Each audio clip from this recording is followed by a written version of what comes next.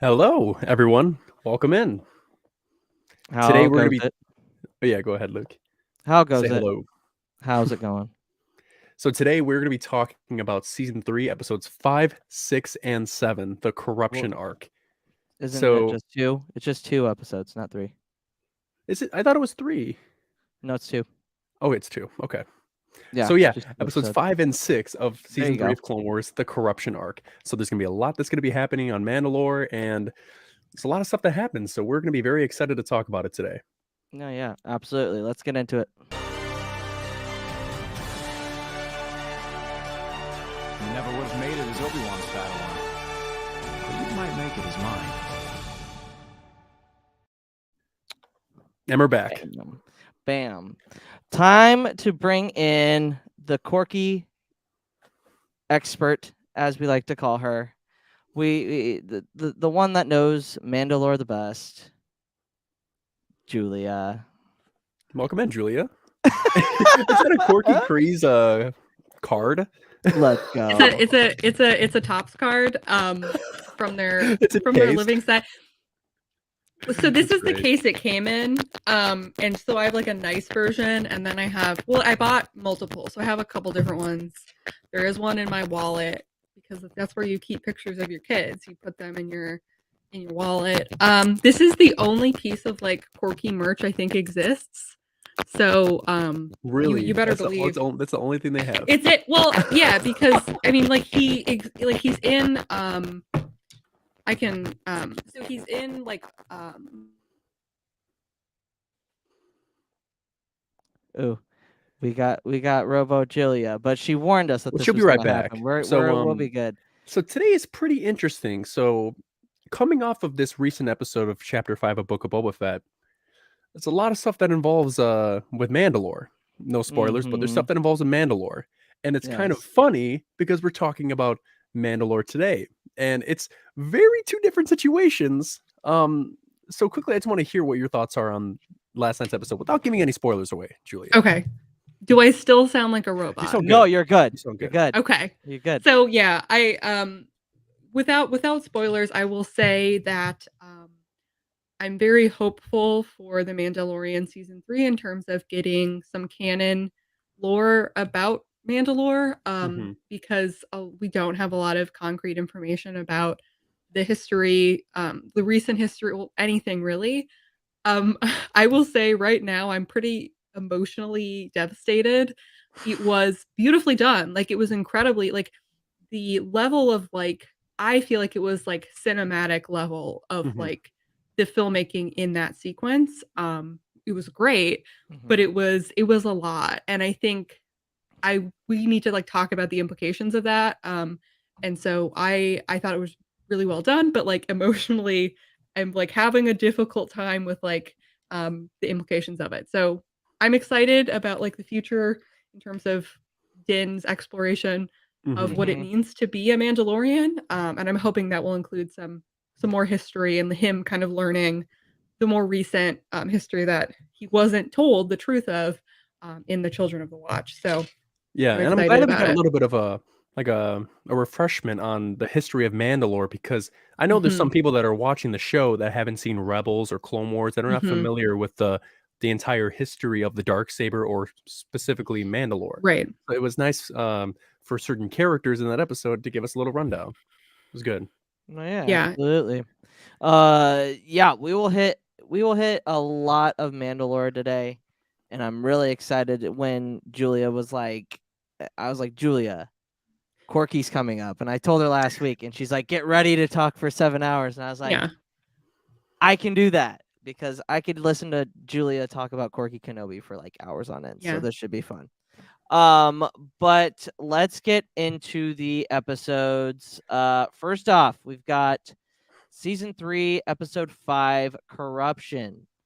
Char. Plot summary. All right, the plot summary of season 3, episode 5, Corruption. Here we go.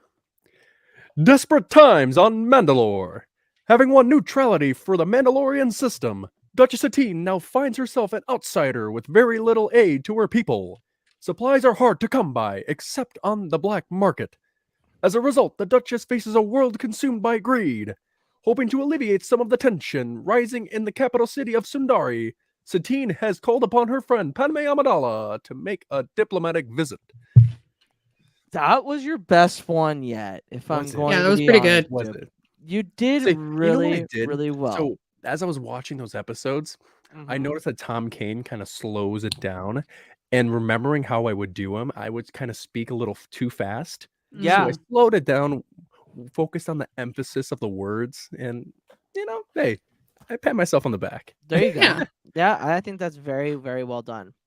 Yeah, so So in chronological order, this should technically be after the Mandalore plot, correct? yeah.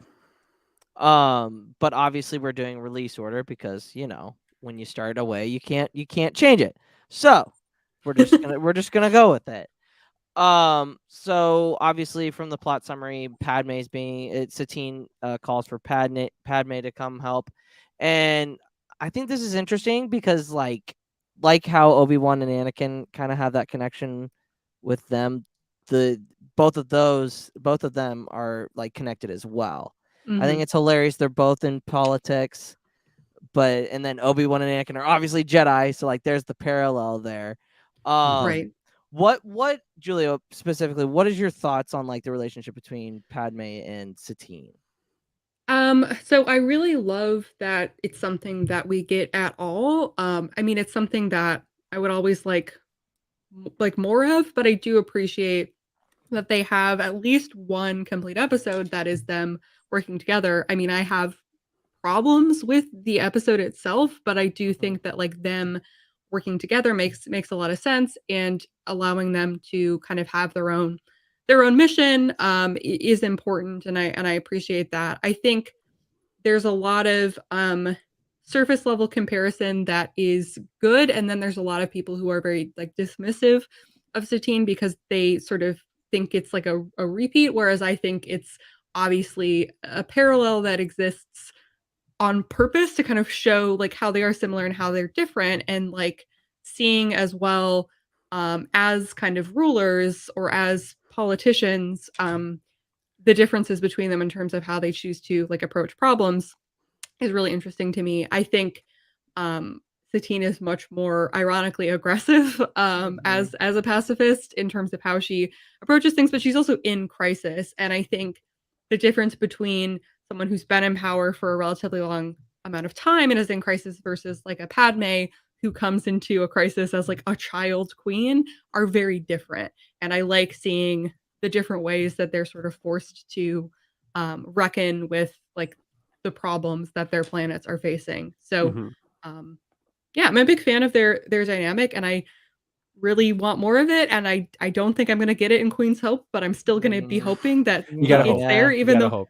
yeah, I gotta hope in Queen's Hope. That's how I feel. Yeah, that would be nice to see EK kind of bring in Satine. I think if it Yeah. fits the story, I'm all for it because like this episode and like obviously her connecting with Padme in the Mandalore arc as Mhm. well.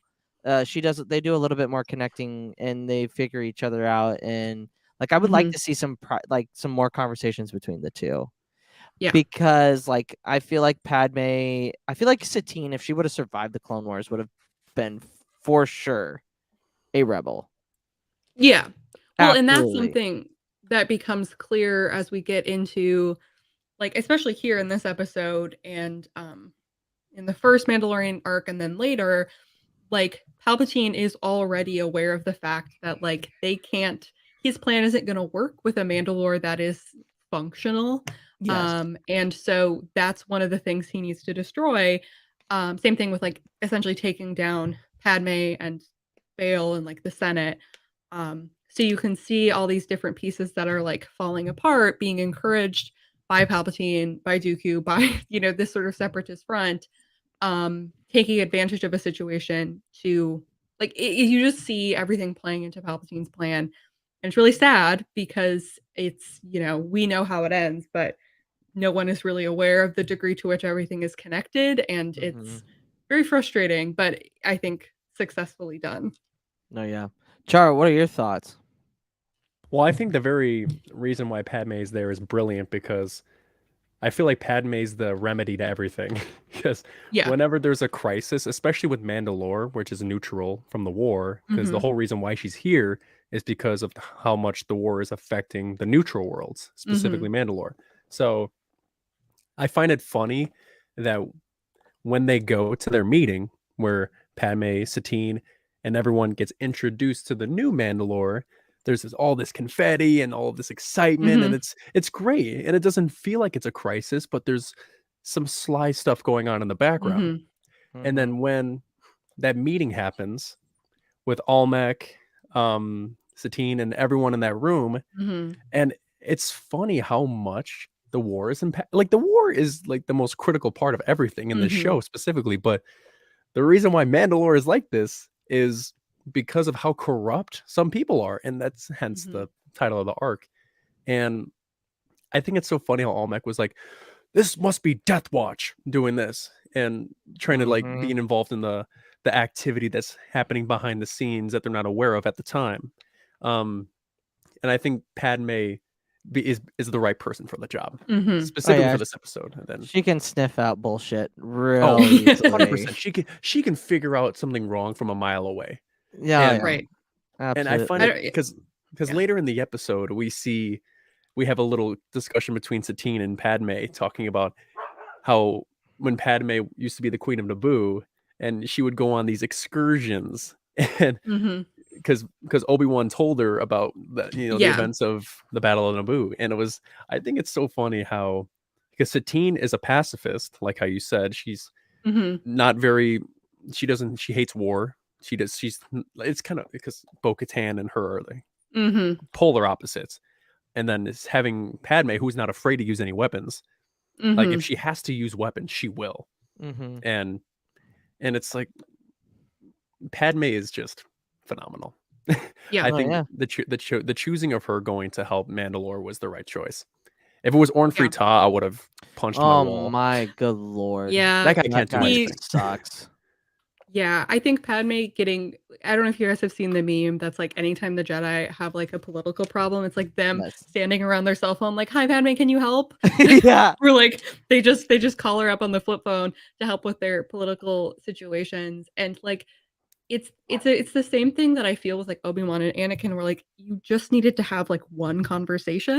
And I Uh-huh. feel that way about Padme and Satine where I'm like, you just needed to have one conversation. And like they are sort of I don't know. There's so much that is unsaid in terms of like how they're similar in terms of like how they view the Jedi. And like it's funny to me how involved Padme is constantly with the Jedi. And like Yep. Mhm. that like when I think about later with Clovis and like the Jedi are more than willing to like use Padme as an asset. And Mm-hmm. Satine is very like no, like I don't want to be involved with the Republic. I don't want to be involved with like we are staying out of it.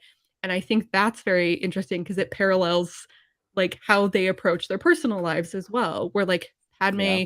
and Anakin choose to try to do both, whereas Obi-Wan as a teen decided not to. Like they chose their careers for lack of a better term. Oh And I think yeah. that's paralleled in terms of like how Padme and Satine approach like whether or not they feel what like are going to do what the Jedi want. That being said, speaking of like issues I have with this episode, and the next episode, um, there's a bit of like a shift in characterization with Satine that I can't Yes. really understand. Where like the Uh-huh. things she does in this episode do not make sense to me based on the person that we first met. And so like destroying evidence, suddenly like using the Jedi when it suits her, and Yeah. like it's very I don't love the writing. So there are issues here that make it harder for me to like understand politically what she's trying to accomplish. Yeah. Um but it was funny. So I was watching the episode, and Satine, I can't remember the exact quote, but she feels like the Republic doesn't care about Mandalore because they are a neutral system. And I'm thinking like this, like, ooh, well, I mean, I guess I can see where she's coming from because yes, the Republic is gonna push Mhm. and worry about the actual planets that are lined with them. So that Mhm. makes sense. But I feel like if the Republic would have paid a little bit more attention to Mandalore, maybe things would have ended differently.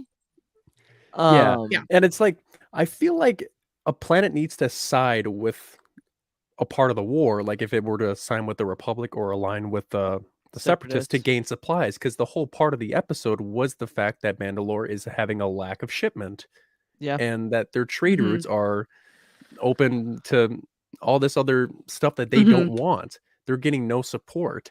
And it's, Yeah. I think it's They're like, being yeah. yeah, It's very reminiscent of like what happens to the Jedi, where like they're being forced into being involved regardless of like whether or not they want to be. And that's true of everyone in the galaxy. Like Sheev, Mr. Sheev is making it very hard to like stay out of it because of the way like it seems logically like yes, like just side with the Republic, have Republic support, have Republic troops defending Mandalore, like get Death Watch, like that seems in many ways like the logical solution. But there is this sense of like sovereignty and commitment that Satine has to Mandalore's independence that I think is really important to her character, and the sense that like she was not going to be cowed into involvement in Yeah. something that she like fundamentally didn't think was right. And like I think that conflict between the idealism and like the reality of the situation is really important. And but yeah, it certainly is causing problems if the whole planet is running on like a black market and then suddenly children are getting poisoned, like not Yeah. going well if that's the result, right? So Yeah. No doubt. But like, so when Padme shows up at the first time, like they get on the thing and they like go into the inner city and like people are just losing their minds. I wrote down and I put this in here. I go, it feels like the greeting for Padme is like very reminiscent from Hector when Hector in Orlando Bloom's character. What's the little brother's name? Paris. Paris. Yes, Hector and Paris come back from Sparta. Like the whole extravagance of it all. I was like, oh, that's kind of interesting. Kind of interesting. But I feel so like then, Padme is like a celebrity. Like I feel like she's yes, very famous. And I also think like it makes sense that if you are like pro Satine, then you would probably also like Padme. Like if you're thinking about like figures that you would be like happy to see, um, you know, I wouldn't be surprised if they were high on your list of like favorite people. no, yeah, absolutely. And shout out to Camilla Boryaka Hi Wookie. Camilla. She's, I guess, Beings of the Galaxy has a YouTube. So I don't know if they are going to be releasing the episodes in video form or just like on YouTube, but that'd be kind of cool. So I don't know if I that's would what's love that. happening. Or I like, if you guys aren't listening to Beings of the Galaxy, what are you doing? Like it's just it's just so Exactly. great. well, But moving on to the next part of yeah, this arc. So after all that's done with Padme being introduced to the new city of Sundari, we see a little corruption going on in the docks. yeah. And we see a group of Mugen smugglers. And let me tell you, these guys look weird. It's like if you were to, instead of mummies, you have lizards, Yeah, but like they look like they're from ancient Egypt, but are lizards. they do. Like they're the most funky. I think they're voiced by, the main guy is voiced by D. Bradley Baker. It sounds awful a lot like him. Which Mhm. wouldn't I'm not too surprise sure, me. but yeah, Which it wouldn't sounds surprise just me. like him. And we see this we see this guy who is going to check out what this shipment is. And he's like, Mhm. "Oh, let me give you the inspection credits in the hand. Move on." And they're smuggling a substance, a toxic chemical called slavin. And they got tea that they got shipped in, but they're mixing it with slavin, which the guy mentions that it's toxic, but the Mugen tells him that only with the right dose it can double our Yeah. profit and double the amount. And so now we see the celebration of the city, and at the same time we're seeing all the shady stuff go on in the background. Mhm. And it's crazy how many people within Mandalore are working with them and are just like, Mhm. yeah, Satine is doing this and that. I'm not like that. and it eventually leads to kids drinking that tea and becoming Mhm. poisoned, Yeah. and it creates a big crisis.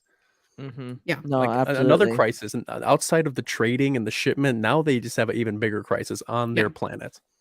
No, yeah, absolutely. It seems like Mandalore can never catch a break in this series. You know what I mean? Out in general. Yeah. Just in the Star Wars universe, Yeah. they can never get out of they can either never get out of their own way, or they Mhm. just manage to get themselves into situations that they have no control over. Yeah. But I thought it was funny. Well, so then we cut away from there, and Padme sits in on a debate between the Council of Mandalore, Mhm. and she tries to help out, but ends up getting it thrown in her face. Yeah. Which is interesting because, like, seeing Padme as a character, you just don't see that happen to her a Right. ton. So I found that interesting. Thoughts on that, Julia? Well, yeah, it's I think a good example of how like Mandalore is complicated, and they don't necessarily the idea of an outsider coming in and having something to say or trying to fix their problems is fundamentally going to be a problem for them. And I think like people always, there's been criticisms of like, oh, people can't criticize Padme. Well, like I think this is a great example of how um she I think can think she can fix problems that she can't actually fix. Like feeling like she, wants to do her best and wants to help, but sometimes the problem is like bigger than she anticipated. And I think that's what's happening here, where like it's bigger than she sort of anticipated, and her normal approach to sort of problem solving um doesn't work in this situation. And I think that's important, that we see that it's not always, her just coming in to save the day. And I appreciate that we get to see that sort of, like Camilla said, like her dealism can get her in trouble.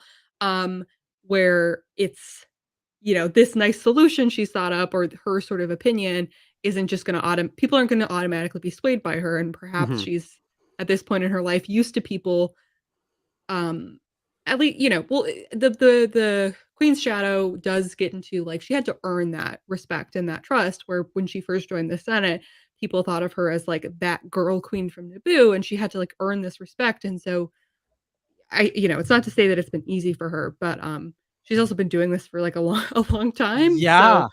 So Yep. as like a political prodigy, it's probably a bit frustrating to have things not, go her way. So No, yeah, absolutely. I just found it interesting. Char, what was your thoughts?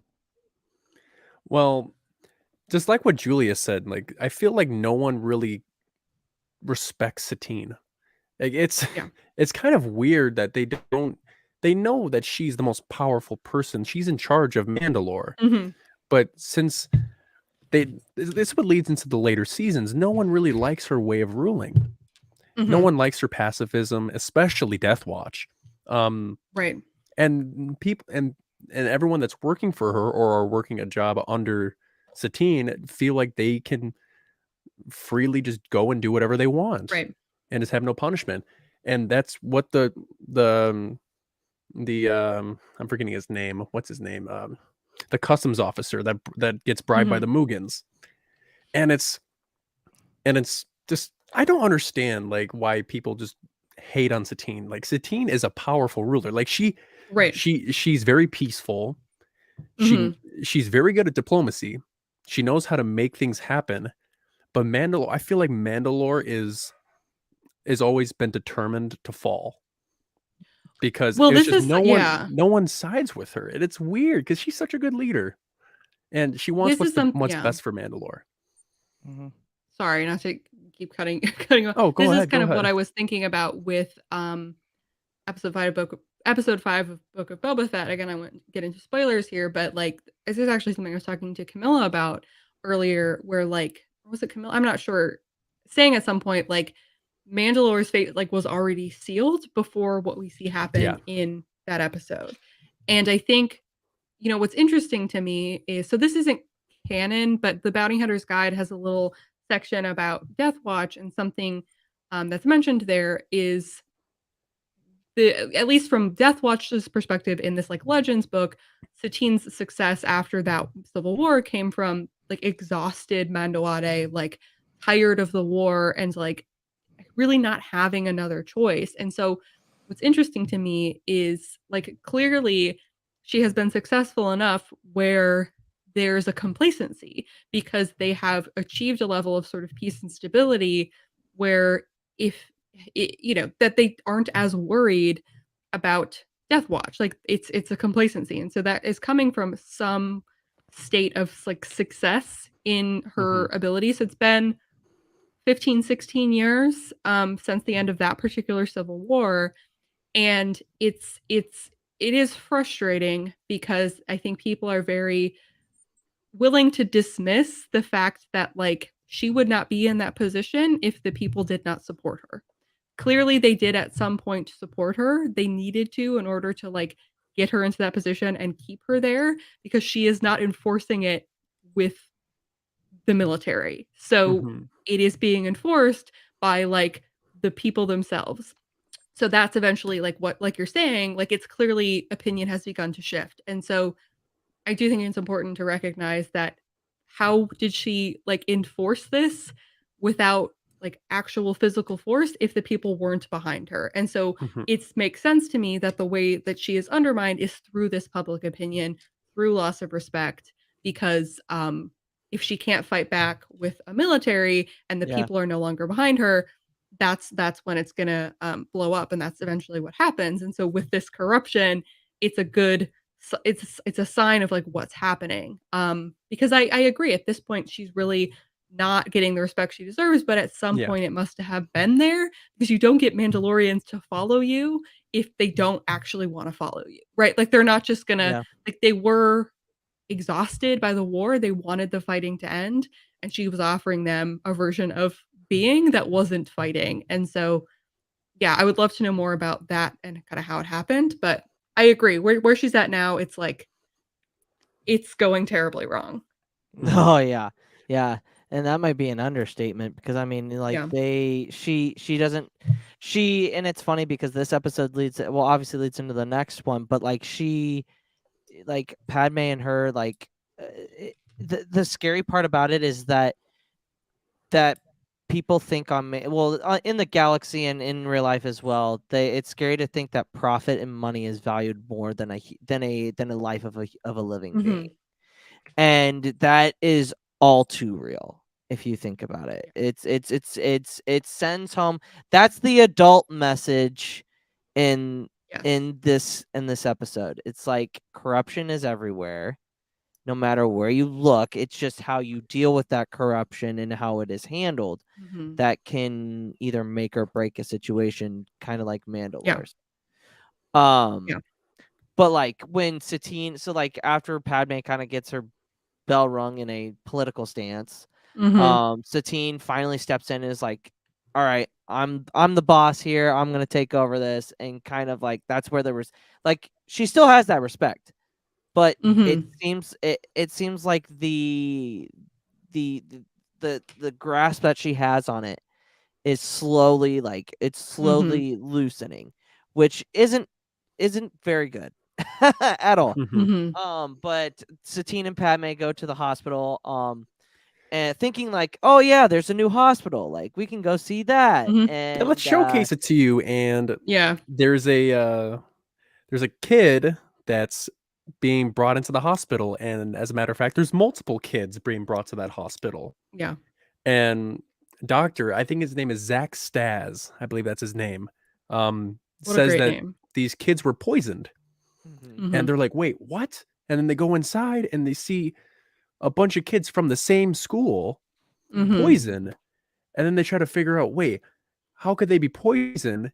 And Padme comes to the conclusion that there was no way that Death Watch was involved, because, or I think Satine said that, but Death Watch isn't the type of people that would poison as a way to finish or attack someone.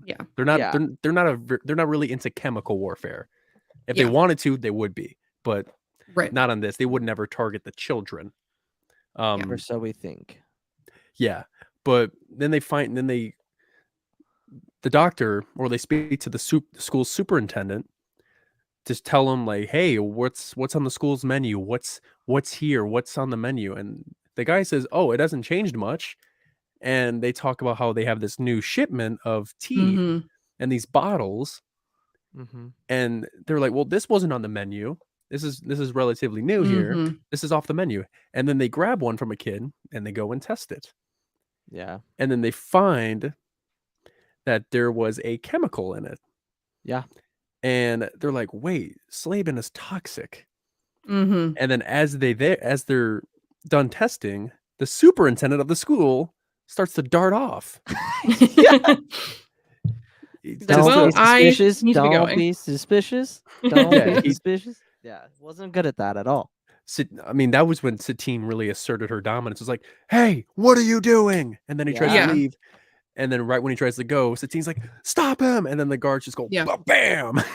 Yeah. And then he so almost falls off the cliff. But I thought it Yeah. was funny even before that when they're talking to Almec and he's accusing Deathwatch, like Satine knows in the back of her mind like that's suspicious. Like Yeah. that's Almec's being sus as hell.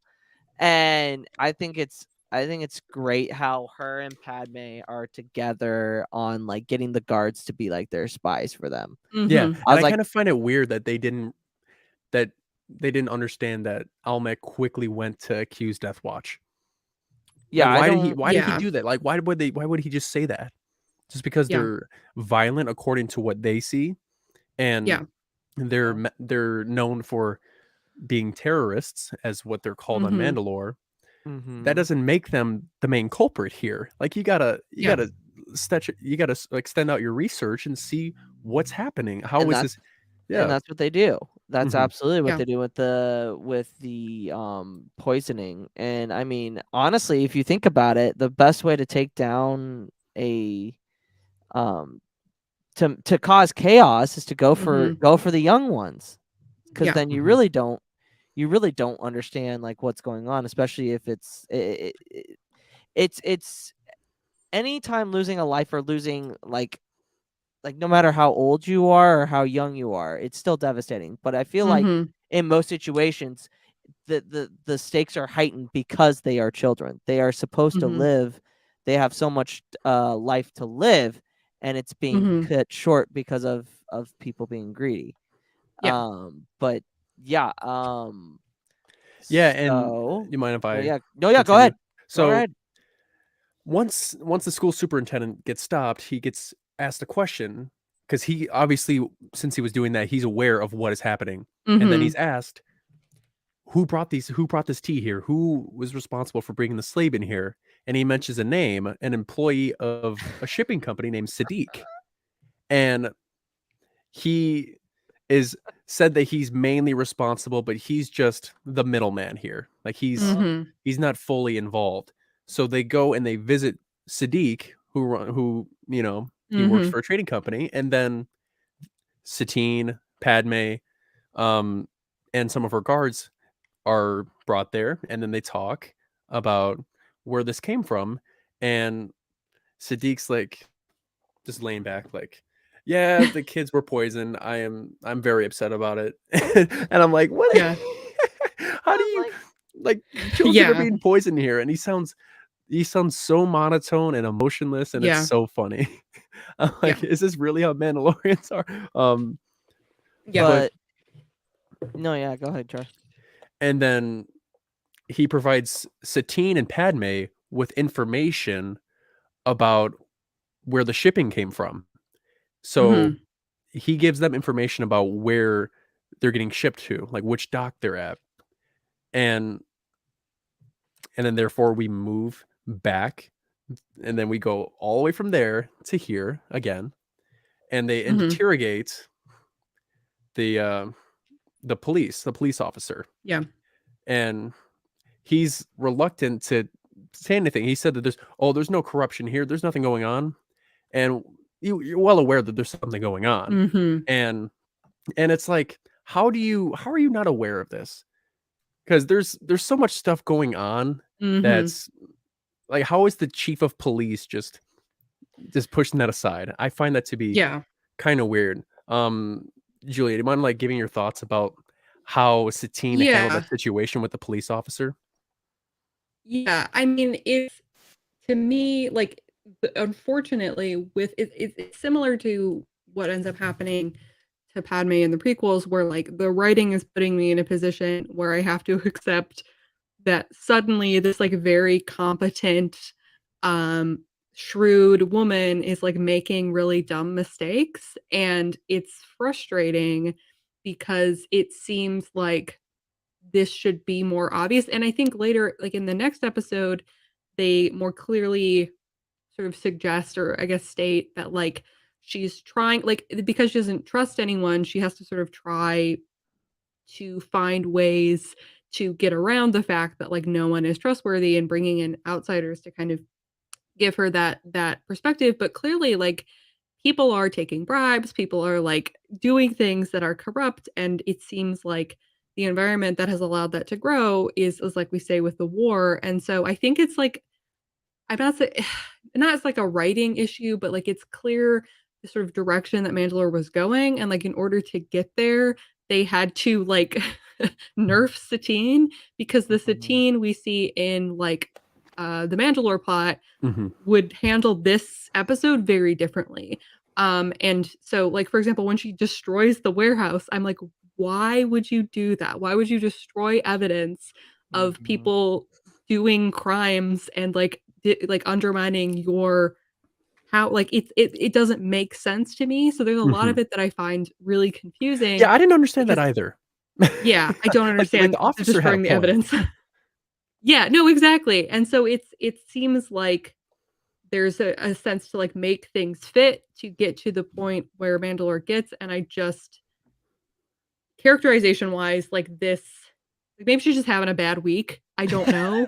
But like it seems like she's really not the best version of herself in this episode. And it doesn't make a lot of sense with the other appearances. And it's the same thing with like talking to like the chief of the guards, or like how she feels about Almec and all this stuff, where I don't love it and sort of am, unsure, like as a canon reason why suddenly this is like the approach she's taking. So yeah, I mean, clearly there's something wrong on Mandalore if people are like suffering to the extent that like they're willing to take bribes, or they're willing to kind of like get in bed with like smugglers and people who are poisoning children. Like it's bad. Yeah. And she should know that. And if she really doesn't know that, and she's been this blind for this long, I need more information about how that happened, because it seems like she's pretty in touch with everything. Like there's part of her where she's I don't know. It can't all just be ignorance, I guess is what I'm saying. Yeah, No, yeah. Mandalore is full of heretics, I'd say. um, Yeah. Yeah. so so before the chief of police talks to Satine, they go to the pier that Sadiq told them to go to, Mhm. and they sneak behind. And that was what I mentioned earlier about how Satine asked Padme about her little excursions from Obi-Wan that he Mhm. told her about. And so they sneak and they see that the customs officer at the pier is getting bribed to Yeah. let it come in. And since they got their evidence, they go back and then they talk to the chief of police. And he's like, "Oh, nothing is happening. There is no criminal activity out here. I see It's everything." it's not like And we didn't just see you get bribed, bro. Like we just Yeah. saw you get bribed. Like you can't. There's nothing. Like come Yeah. on now. Yeah, exactly. yeah, and he's reluctant to agree that there's criminal activity happening. Mhm. And then once once she tells him that there is something going on, they go to that pier, and the chief of police is like, "Hey, why are you guys guarding there?" I can't talk like the way the chief speaks. It's kind of like, "Hey, what are you doing here? Yeah, kind of Hi, like a Mhm. what are you 60s, like doing a guarding that 60s. guarding Yeah, that 60s. Yeah. guarding that warehouse?" And Yeah. so they go and they find that container that there's two officers Mhm. guarding. And then they're like, "Open this door right now." And Satine Yeah. commands it. And the chief's like, "Do you know who this is?" And then the officers look at each other, and then they start attacking the chief. And well, the chief obviously takes him down pretty easily. Mhm. And then they open the door and they find the Mugens and the guy The that other was asked smugglers. earlier about if the Slaven was toxic. We see all those Mhm. guys, that the main culprits involved with this. And then right when the door opens, boom, boom, boom, boom, boom, gunfight. And Mhm. that's where stuff gets pretty intense. And they do really well with trying to infiltrate and take down everyone that was in there. Mhm. Luke, do you have any thoughts on how well they handled it and what Padme and Satine were doing in that situation? I mean, obviously, Satine's like, she's still kind of taking that stance of like, I'm not gonna get involved, and Mhm. like Padme's like, "Psst, this happens to me on a daily basis. I can Yeah, do yeah, this. yeah. She was She's- so used to it, and then when you see the chief get shot, and then she sees the Wester 35 that he was using on the ground, she was like, "Hmm, I can do this." yeah, yeah. And yeah, you can go ahead and continue. Seeing Padme just like completely just be a badass. Like she's already a Yeah. badass, but like seeing her like coordinate things and be like, hey, like let's push this in front, like using her strategy like she learned from Mhm. Naboo, from Geonosis, from the arc where she gets attacked from Bail. Mhm. Like She's she well aware of uses aggressive negotiations. exactly very aggressive Yeah. negotiations. And Yeah. I mean she's obviously a great shot. But Julia, what are your thoughts on that whole I mean, here's the thing. The best version of Padme is child with a gun. Padme, that's the best version of Padme. I never Yeah. saw like that. Phantom Menace Padme, who's like, I'm 15, you've threatened my planet, I will kill you, is the best version of Padme. And so I'm always excited to see that version of Padme. It's sort of like in the flesh, and that's like the version that's missing from episodes 2 and 3. And so I'm glad that we get that in the Clone Wars. And it Mhm. is it's a good example of like, Padme is like very committed to peace, and like had she lived, like Palpatine's plan wouldn't have worked because like she is able to rally sort of people to do the right thing, but she's also willing to use violence. And I think like I very much agree. Like yes, at a certain point, Satine needed to kind of accept that you know uh fighting was like sort of the natural really only option. But I also think it's a good example of like Padme does not come from the same culture. Naboo is like yes. an inherently peaceful, artistic, cosmopolitan, almost utopian society where children can like pursue art and music and politics. And like obviously it's not perfect. It's a very like stratified society like we see in the Padme books of like they bring in like migrant workers to do manual labor and things like that. Like there are problems with this society, but Satine at Padme's age was being on the run from bounty Yep. hunters trying to murder her after the like capital city got destroyed and her father was assassinated, and suddenly she's in charge of this planet, and half of the planet is like murdering the other half. Like they are coming at this from very different perspectives, and it's Mhm. not to say that like I think Satine is justified in never using force and like not protecting Mandalore to that extent. Yeah. But there's a trauma associated with violence that Satine has that I don't think Padme has. Not to say that she doesn't have trauma from like the sort of the blockade of Naboo, like she Yeah. does, and I like that we get that more in the books. But I want to see backstory about that part of Satine's life because I can't imagine the experience of like having your planet destroyed and being committed to never letting that happen again, and sort Mhm. of the hard choices you have to make. So I think this little fight is a really good example, or like a sort of snapshot of the differences between them and how their Yeah. lives like Satine didn't grow up in like an idyllic family with parents who loved her and encouraged her to like pursue whatever she wanted. Like that was not the childhood she had, and I think that informs a huge part of like who she is as a character. Do you think we'll get that backstory in? Well, obviously Yeah. we want to see it in Master and Apprentice 2. Claudia Gray, make it happen. Yeah. Um. Master and Apprentice 2 Electric Boogaloo. Yes. Electric Boogaloo. Or this is how I got my scar.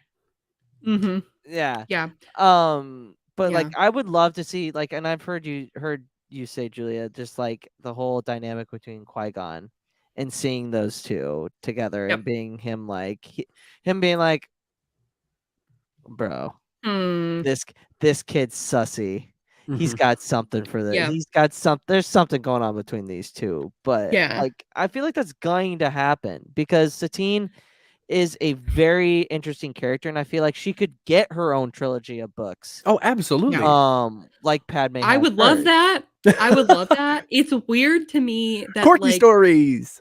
yeah, it's weird to me that like she has kind of ceased to exist. Like, so for example, it makes sense to me why the armorer wouldn't mention her because Mhm. she probably doesn't want to wants to act like Satine never existed.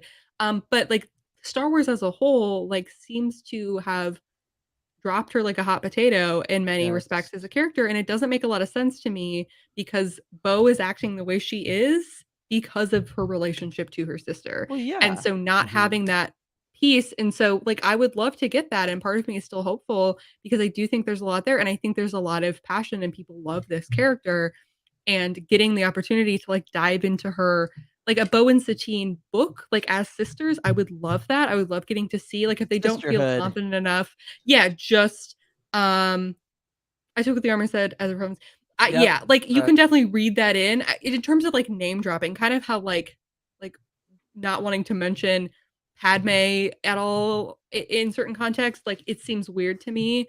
But I would love to get some like explicit references to her because like everything that's happening now in The Mandalorian is like direct result to the things that we are seeing here in this arc, Yes. like starting to break down. And there's like a direct line, and so I would love to get that filled in a little bit more explicitly. But I expect nothing, and therefore I am always Surprise. happy to get what I get because I have zero expectations, at all times. No, yeah, Yeah. absolutely. And then, no, yeah, Luke, go you ahead. want to finish off the episode, or do you want me to? No, I got it. Okay. So Padme shows off her experience in aggressive negotiations, of course. She handles her shit, and they both go back, and Satine questions Almec, and she has a conversation with Padme as she's leaving. She's like, I can't, there's nobody I can really trust. Is there any way you can talk to the Jedi Council? And like, I love how like Padme is just like, yeah, we can get them involved. Like, and you're exactly right, Julia. Like, Satine's just like, you should mention it because I don't want to mention it, but you definitely should. Yeah. Like, I don't think it would look good for me to do it, but you definitely could on my behalf. Yeah. Because Padme's already involved with the Jedi. Like, she works with them all the time. And so Satine does it. I do think it's very funny to imagine that Satine is like, you should get the Jedi involved. And like, it's the Jedi, not anyone in particular, but like, and then it's like, I think it's funny to imagine Padme being like, yeah, I can't get Obi-Wan to show. I'm so sorry. He can't come teach school for a while. He is kind of busy. But like, I don't know. I sure maybe Satine was just in general hoping that the Jedi would arrive, but I don't think she really has a lot. Like, she respects the Jedi to the extent that she respects Obi-Wan as a person, and I don't think like beyond that she's a huge, like, I don't know. She respects them, but I don't think she loves them as a group. So I do always take this request as like she's asking for Obi-Wan specifically, and like does not get that request fulfilled, and I think that's very fun. It is fun. And then so Padme states that she will talk to Master Yoda about lending a Jedi to the situation, which is very smart. Think about it. Like, if anybody can snuff out corruption, if Padme can't and Satine can't, like a Jedi and their senses with the Force and everything can usually do the trick. And that is the end of corruption for episode 5. Like, that episode is pretty good. It does a lot for this next one, though. Yeah, it's a great setup. No, yeah, absolutely. To like, because it's going to dive in. Well, the arc is called The Corruption, and then we're going to actually see what the real corruption is that's going on in Mandalore.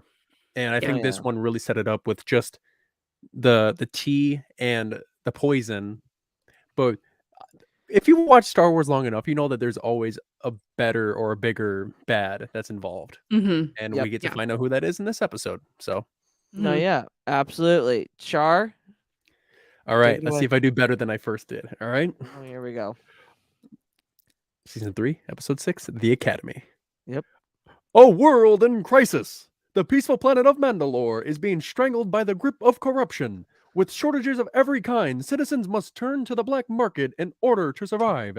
Desperate to free her people, Duchess Satine has asked her friend Padme Amidala to speak with the Jedi Council in hopes that they will send assistance for her struggling world.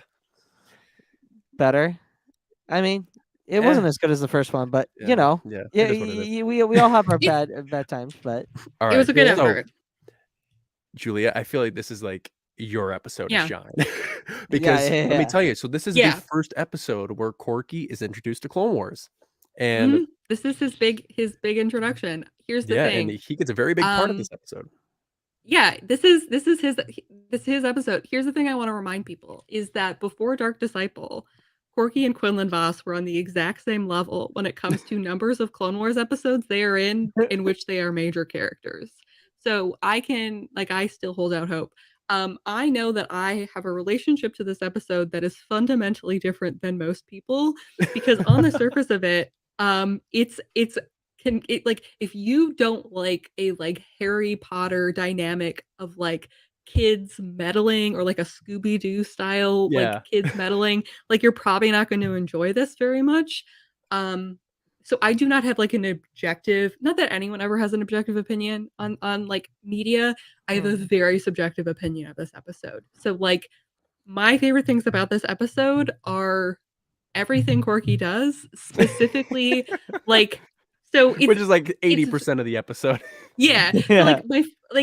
so it starts off with like I want to remind people like this episode, the first thing Korkie does is like he sees Ahsoka and is like, wow, your lightsaber is super cool. Can I hold it? And Almec's like, oh God. And then like has to like push him away.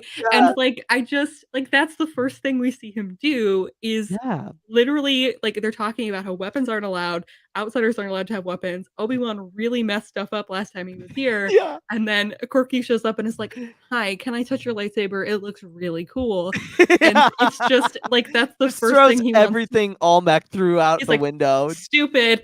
I want to see the lightsaber.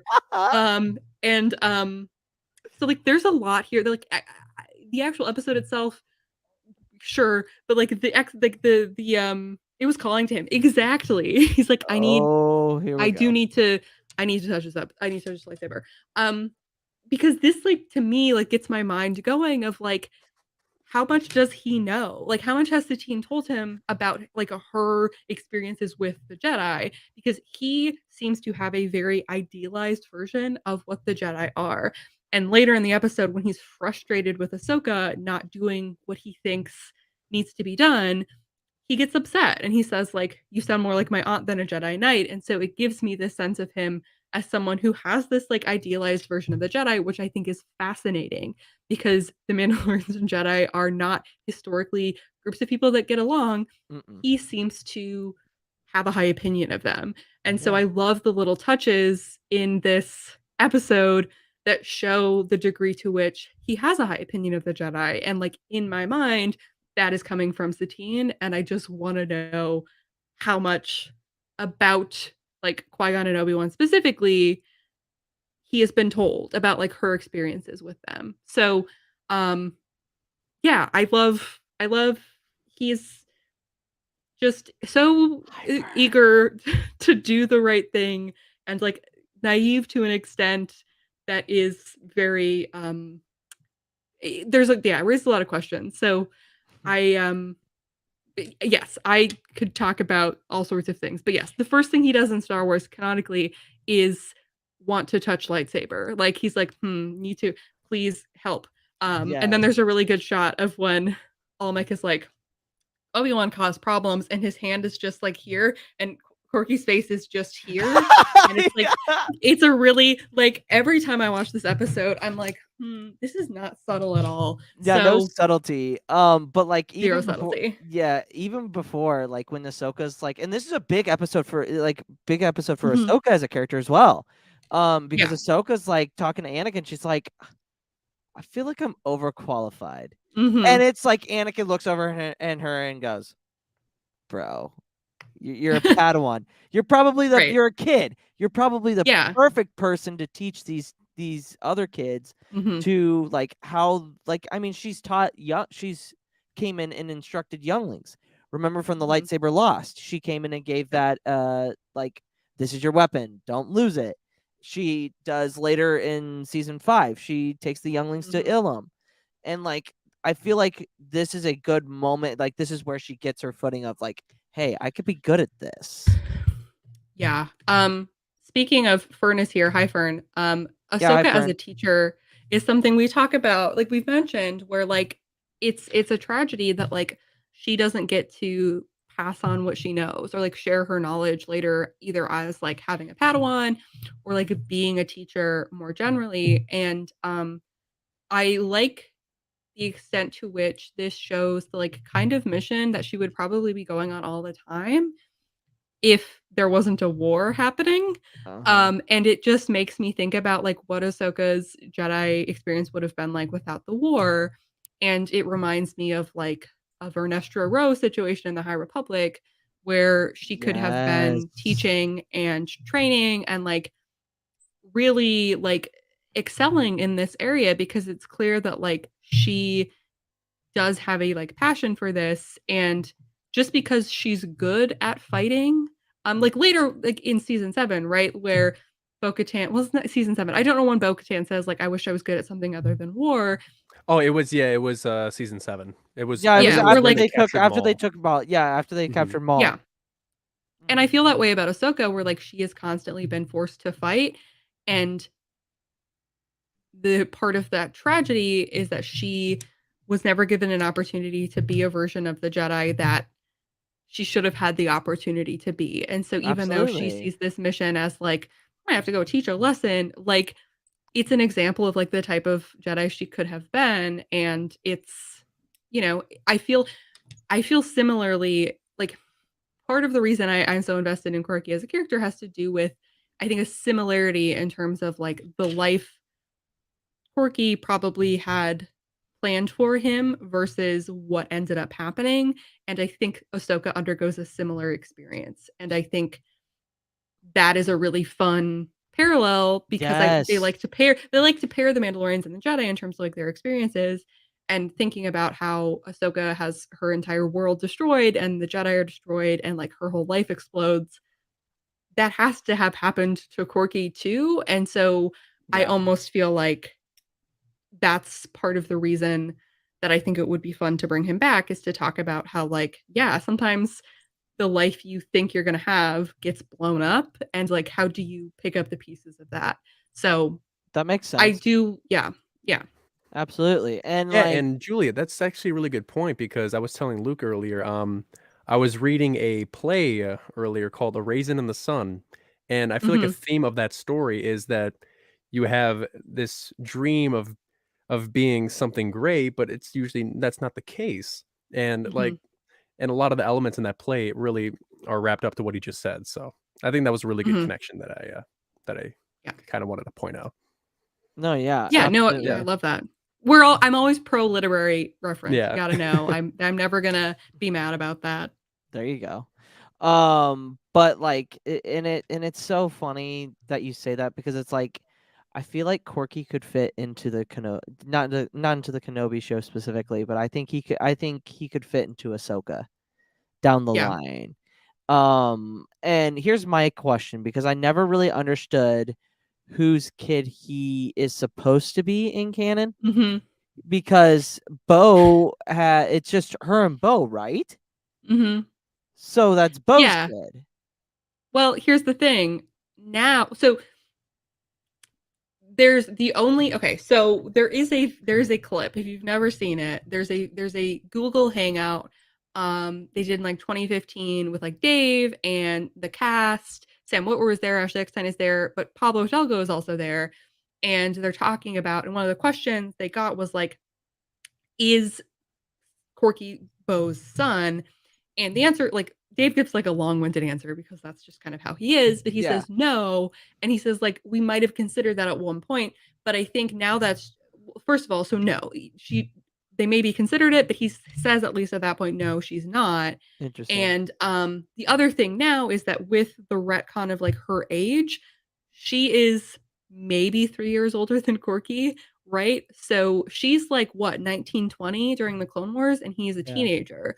And so there's no possible way for that to be the case. And I think it's really funny because Mandalorian society, like the idea of like a niece or nephew is, as a concept, is not something that, at least in Legends, like they have family, but here's my question, like that's a good, like who is he supposed to be? Because in Mandalorian society, like if he is a foundling, if he is an orphan, wouldn't Satine just adopt him? Like if he doesn't have a family that he belongs to, why is she not claiming him? And so there is either another sibling, or nephew was like a vague term, kind of like I say, like this person is my cousin, and you might not mean cousin literally, but like they're a distant relation. And that vagueness, I think, could be a couple things, like kind of like how I'm watching about a Murder, She Wrote, and like Jessica Fletcher has a lot of relatives, and it seems like it's just an excuse to like get her to a mystery that's happening. So like the most jaded interpretation is like it doesn't matter, they didn't think that much about it. But I have heard from Dave Filoni's mouth, and I've heard from Pablo Hidalgo's mouth, that like Dave has a detailed Kryze family tree, and so I know that that's not true. And so what Pablo said about it in this Google Hangout was like, Dave sent us this email with a Kryze family tree, and he took it in a direction no one was expecting, and we said, let's not address that. So that's like, I mean, I can send you, if you haven't ever seen the actual clip. Yeah. So it's really funny because there isn't one. And so it's, to me, an example of like, I don't know, like Satine just got away with it. This is perfect. Because like, yeah, like how, yeah, Bilbo, exactly. Yeah, He's, how like, very Frodo's Bilbo's distant-related. nephew, yeah, but it's like it's not. It's like he's like his second or third cousin or something like that, if I remember correctly. Yeah, But, exactly. weird. But in this situation, we have like Korkie is approximately the same age as how long Satine has been in power since the end of the war. Like, it's just like I don't doing the math like like regardless, he is potentially like a war orphan, and like she could have taken him in, but she also doesn't adopt him, which is weird. And so it's just a situation of like something doesn't add up. It doesn't add up, and like I do truly believe that this was Filoni's intention, and that George Lucas opened up his email and he got that family tree, and he was like, I'm sorry, you're giving Obi-Wan Kenobi a shot? No, you're not allowed to do that. And then was like, I'm George Lucas, you can't do that, send email. And yeah, like there isn't a canon explanation for like who his parents are. And that's interesting. It's because they don't exist, and stop asking about it. There's nothing here. Don't worry about it. Yeah. Korkie Kryze Kenobi. The Yeah, abbreviation, I do not like that. Yeah, no. Here's the thing. I'm very pro him keeping the Kryze family name, because who is Obi-Wan to him? He's just some guy. Like in this version of events, Satine would have essentially raised him, and like I think he should stay Korkie Kryze, because it would be kind of unfair for him to just like abandon Satine and be like, whatever, like I'm gonna change my name. Personally, that being said, Bo's statements plus this last episode have me thinking, hey Bo, where is he? What happened?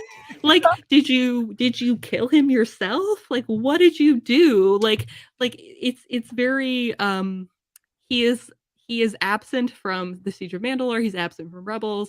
Yeah. He's absent from the Mandalorian as of right now. Like, it's sorry, we're going off the Julia. like, where did he go? I love this. If Korkie shows up, yeah. I'm just curious what your reaction would be. Oh God, she would lose it. I think she would be hysterical. Here's the thing. I don't mean to like it'd be like me when bubble. Boba Fett came back. Like I was just down in tears.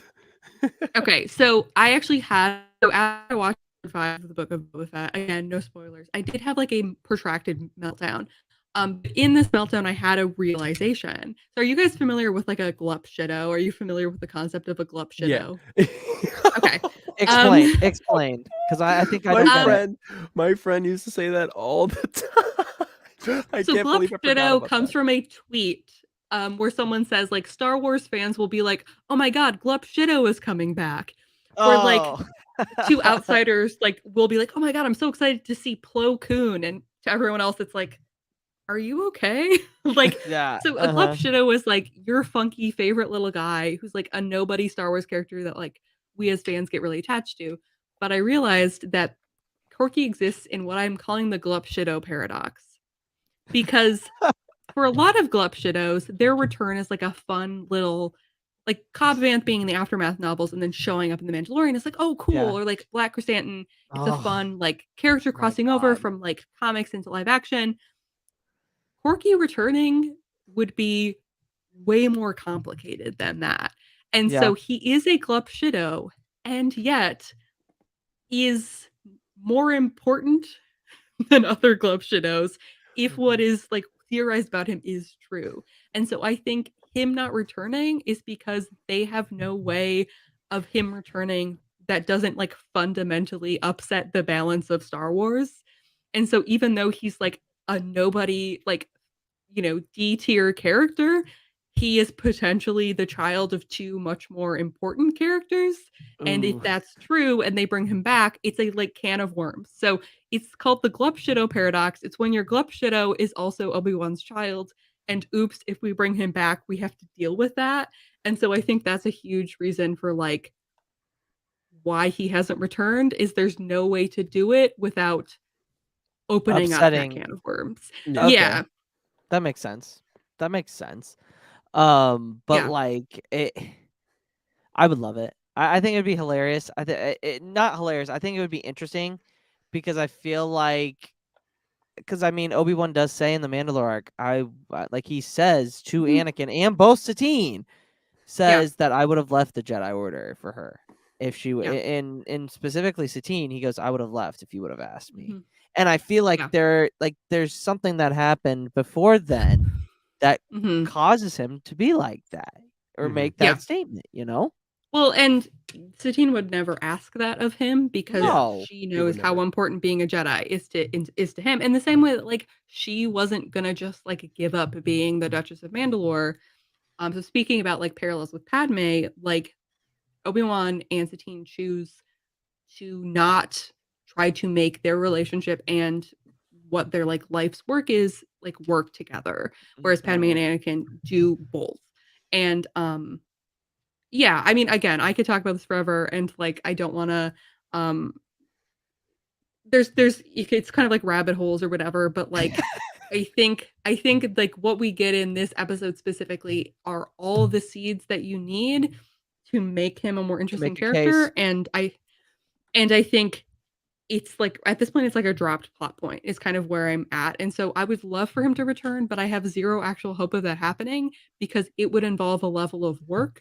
Like it's more complicated than being like, oh, I'd love to see Rhoda the Hutt again. Mm-hmm. Yeah, that would be fun. But Rhoda the Hutt isn't suddenly you're having to call your dad and be like, hey, do you remember when you saw Star Wars in 1977? Obi-Wan has a baby now. Like Yeah. that doesn't He happen if Rhoda he the wasn't Hutt comes celibate. back. He wasn't celibate, Dad. Yeah, He got yeah, down. I'm exactly. sorry. He He just really did. did. You know? I mean, we knew that too. Like Obi-Wan is way too sexy for that not to be Yeah. the case. He is.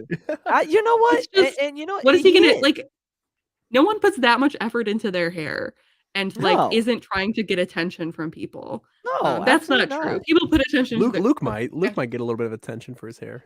Yeah, because it's Luke doesn't get attention gray. for his hair. It's fairly gray. I feel like I was talking about this with somebody else and I was like, I could never do an Anakin cosplay, but I could do an Obi-Wan.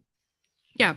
Just Have like a an beard. older, I have the beard. I'd have to like put some, I don't know what in it, but like Mhm. I don't know. It'd be like a whole work and it's just a whole bunch of stuff that I don't want to do. But like, I could see me being Obi-Wan for sure, even though I am. Do it. Luke, I have an idea. So like, if when we go to Celebration, you can be Oh, Obi-Wan, but at Okay. that time, I think that Obi-Wan Kenobi will be out. So what if I'm like the slashed helmet Anakin Skywalker Darth Vader? That's fun. It Do could that. work. That's a good idea. We will see. We shall see. We will discuss these methods later. Yeah, we'll discuss these matters later. So getting back to the episode a little bit, I like talking about when Almec says Obi-Wan caused trouble, like Ahsoka goes, Master Obi-Wan in trouble? No way. Like, it's just like interesting to see, like it like the whole perspective of just like Obi-Wan's thought of to being like the negotiator. He doesn't cause any trouble. Like that's not who Obi-Wan is. Yeah, he's at not all. He's the negotiator, not an instigator. No, yeah, absolutely. I want to take a moment and shout out Brooke, Hi, B Dazzler. If you guys are looking for cool Star Wars merch, anything like that. Oh, I got to get rid of the banner. Hold on here. Her comment's in the way, but that's my fault. Okay, so if you guys are looking for cool merch, go check out Far Away Factory on Etsy. That's Brooke's Etsy shop. She has everything from shoes to t-shirts to jackets to earrings. You might even be able to get our podcast logo as a sticker. We're in the works of that. But yeah, I cannot recommend Brooke enough. She does amazing work. So if you're looking for something from for somebody, we all know Valentine's Day is coming up. Maybe you get your Star Wars girlfriend or boyfriend a new thing. Check out Far Away Factory. I cannot stress that enough. But what else? Let's look at the other things in the chat here. Behind Bo, I guess that's the point. She was in debt. Well, that's point. That's a good point. Mm-hmm. Pat makes a good point. Pat Asher said too important to be a glup shitto. No. Yeah, Fern's right. Like I feel like Korkie is too important to be a glop. Yeah, like he may be like a D tier character, but who he's connected to is it's like very important. No, yeah, absolutely. Right. Hence the glup shitto paradox. Yeah. Where it's like, yeah, I would love to just be excited to be like, wow, I can't wait to see Ryo Chuchi again. But like Ryo Chuchi doesn't suggest that I love the Senator first Star Wars Chuchi. characters. Yeah, Ryo Chuchi is great. So like Ollie at Ollie Fresh, one of the co-hosts of RuPaul's Pod Race, I was talking to them about like their suggestion was that I find a new glup shitto. So I'm gonna be rebranding as a Terra Sinube stan. That's gonna be my favorite character. Yes, let's so and the very light blue lightsabers. Yeah, I just love that funky dinosaur. Anyway, I'm back. No, yeah. Sorry, I had to grab my migraine medication because you know life is yeah. I feel that. And speaking of Senator Chuchi, if you guys want to, after we're done here, if you want to go watch our latest episode on Sphere of Influence, that's going to be about Senator Chuchi and the people of Pandora. Pantora. I was about to say Pandora. Yeah. Pantora. Yeah.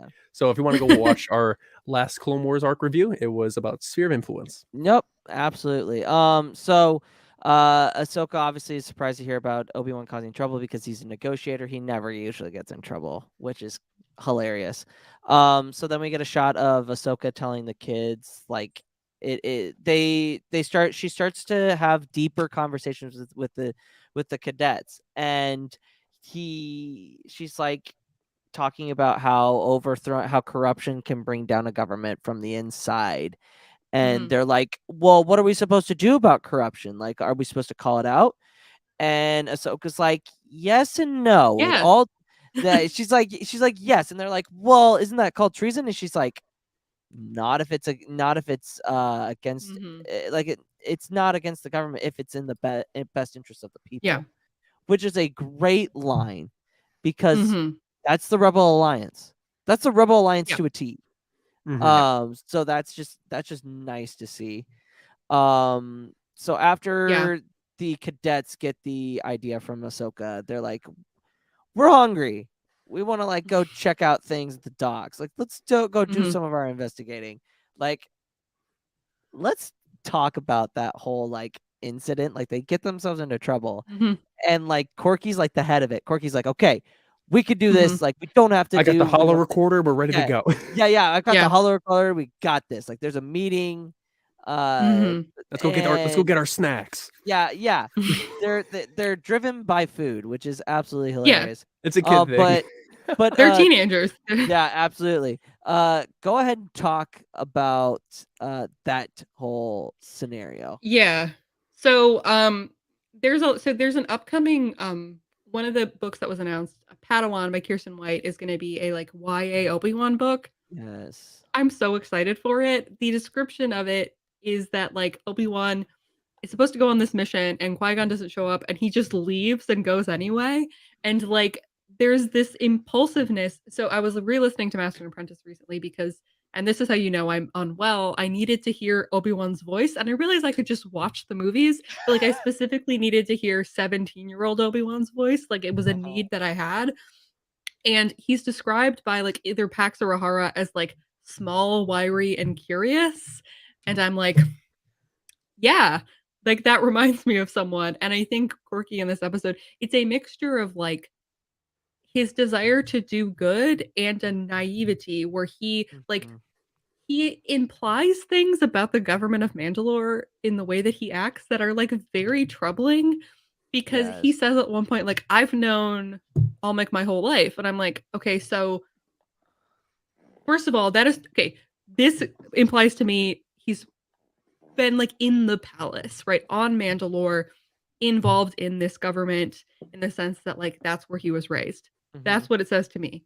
So does he understand what it's like to be a real person? Probably not. 2, has Olmec been prime minister for like 16 years? Yeah. Like, yeah. What? Has he been like, prime minister since the end of the war? Because it's clear that like they have elections. So has he been being reelected or has he just been like on the council? And also, like, was Olmec trying to like get into a situation where like he was on Korkie's good side because he knew that like that was one of the potential future like leaders, right? So there's a lot here by the way that Korkie's like they didn't have to have a line where Korkie said, I've known him my whole life. He always said to come talk to him if you had any questions, because that implies Korkie is like has been sheltered to an extent that is so interesting to me because he seems like shocked by the concept of greed. Like he doesn't seem he fundamentally is like, what are you talking about? Why would people do crimes? Like is so shocked by the concept, but immediately thinks that like he can just fix it. Because I'm imagining any problem he's ever had in the past, he's just like, well, I am a special boy and you have to do what I tell you. And it's very funny for me to see him like encounter a real problem that he can't just fix by like a goodwill. And he gets immediately frustrated. He's like, well, Ahsoka, you're not my friend anymore because you didn't immediately help me. And it's just like very extreme and gets mad at Satine. Like he just does not handle rejection well in this episode. And I think it's very funny. Yeah. But yeah, it like it's so Korkie's funny. like, Satine's my aunt's like is acting like nothing's happening. Yeah. I like, need to fix she'll it help now. us, and then she doesn't help him. She's like, she just thinks we're kids. Like he is just very much a teenager, and it's so fun. Like I can get why people are annoyed by it, but I just think it's hilarious because a lot of the teenagers we see in Star Wars are like soldiers. Or like, you know, on these huge quests, and Korkie's like, I'm hungry and my aunt is being mean to me. And those are like his big problems in this episode. And he also doesn't like to get patronized. Oh He's yeah. like, no. Yeah. No. Yeah. Like that's what I find so interesting is like this desire to be like taken seriously. And I think there's a lot of opportunity there. Because Ahsoka again is like I think they could be good parallels in terms of like I wish that was a friendship that we got to explore a little bit more. Yeah. Because there's so much there in terms of like being given responsibility, wanting responsibility, and like having responsibility thrust upon you. Yeah. And the idea of like having to be a Jedi commander as a child versus like being raised to rule a planet because of your blood, or like there's just a lot there that I think is really interesting. No, yeah, absolutely. So him and the friends go to the docks. They find a black market steal. They almost get caught because I can't remember which character, if it's Korkie or somebody else. Like one of the kids is trying to leave, and he kicks over a like a box. Oh, it's Amos. Amos is Amos. is the Ron Weasley of the group. Yes, yes. I love how that is spot on. You mentioned No, Harry that's Potter, literally how spot this- on. Yeah. Absolutely spot on. Yeah. Because And Olmec Korkie's is Harry. Snape. Yeah, yeah. Olmec is Snape. Snape. Korkie is Mr. Harry.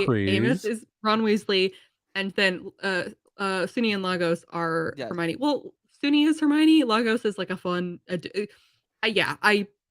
Anyway, that's who No, they are. yeah. No, that's funny. No, that's like straight up. But like they barely make it out.